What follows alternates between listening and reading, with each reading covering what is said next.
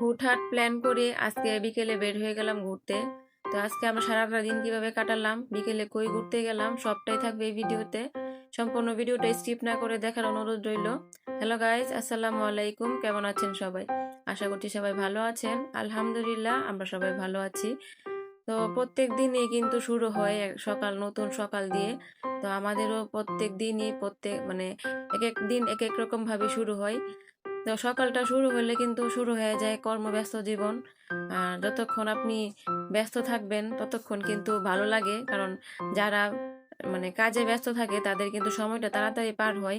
আর যারা অবসর বসে থাকে তাদের কিন্তু সময় পার হয় না, কারণ কাজে থাকলে কিন্তু টাইমটারই খেয়াল থাকে না যে কখন কয়টা বাজছে। তো আমার জীবন লাইফটা এরকমই। তো সকালে উঠেই তো শুরু হয়ে যায় ব্যস্তময় জীবন আমার। তো আমি মনে করি যে শুধু আমি না, যত সংসারে যত মহিলারা আছে বা মেয়ে মানুষ আছে সবারই এরকম ব্যস্ত জীবন পার হয়। তো সকালটা শুরু হয় দিয়া তুসিফকে খাওয়ানো, ওদেরকে নাস্তা স্কুলে নিয়ে যাওয়া, কোচিং এগুলা নিয়ে আমার আজকে সারাটা দিন কাটে। তো প্রত্যেক ভিডিওতে আমি বলি যে ওদেরকে নিয়ে আমার সারাটা দিন। তো এখানে কিন্তু আমি শুধু ওরা না, সাথে কিন্তু আমার শ্বশুর শাশুড়ি আছে, ওদেরকেও নিয়ে আমার সময়টা কাটে, কারণ ওনারাও কিন্তু আমার একটা ডেইলি লাইফস্টাইলের একটা অংশ। কিন্তু আমি ভিডিওতে দেখাই না, কারণ ওরা পছন্দ করে না, তাই আমি ভিডিওতে দেখাই না আর কি।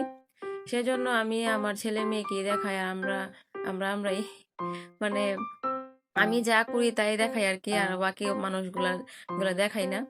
তো এখানে কিন্তু আমি রান্না বান্নাও শুরু করে দিয়েছি, দিয়াকে কোচিং এ দিয়ে আসছিলাম।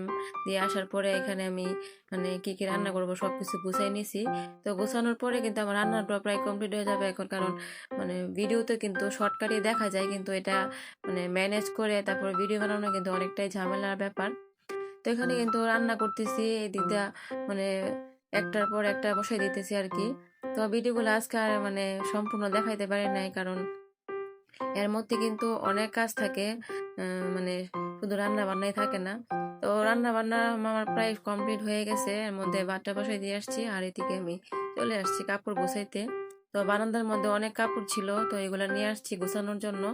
আর বাইরে প্রচন্ড রোদের কারণে আমার ভিডিওটা একদম ঝাপসা হয়ে গেছে। তো প্রথমে বুঝতে পারি নাই, পরে দেখলাম আর কি যে ভিডিওটা অনেক মানে ঝাপসা হয়ে গেল। তারপরে কিন্তু রোদ পাইলে কিন্তু ভালো লাগে, কারণ কাপড়গুলো একদম মচমচা হয়ে শুকায় যায়। আর না হলে ভিজে থাকলে কিন্তু একটা গন্ধ গন্ধ ভাব লাগে। আর শীত আসতেছে, একদিক দিয়ে ভালো লাগতেছে, আবার খারাপ কাজ করতেছে, কারণ কাপড়গুলো শুকাইতে অনেকটা ঝামেলা হয়ে যায়। আর কাপড় কিন্তু ভালো করে রৌদ্রে না শুকাইলে কিন্তু কাপড়ের মধ্যে একটা বাজে স্মেল আসে। তো সবকিছু মিলাই শীতটা ভালো লাগে, তারপর আবার একটু খারাপও লাগে। তো এখানে কিন্তু আমি দুপুর গড়ায় কিন্তু এখন ভাত খাওয়ার সময় হয়ে গেছে, রান্না বান্না শেষ করলাম, ঘর গোছানোর কাজও শেষ, এখন ওদেরকে খাওয়ানোর পালা। তো ওদেরকে নিয়ে আমি কিন্তু সারাটা দিন ব্যস্ত থাকি। তো ওদেরকে খাওয়া দাওয়ার পরে কিন্তু আজকে হুট করে প্ল্যান করলাম যে ঘুরতে বের হব। তো আমি আজকে দিয়ার আব্বুকে নেই আমি ওদেরকে নিয়ে ঘুরতে বের হয়ে গেছি। তো আমরা মা ছেলে আজকে বিকালটা অনেকটা এনজয় করছি, শুধু রিক্সা দিয়ে ঘুরলাম।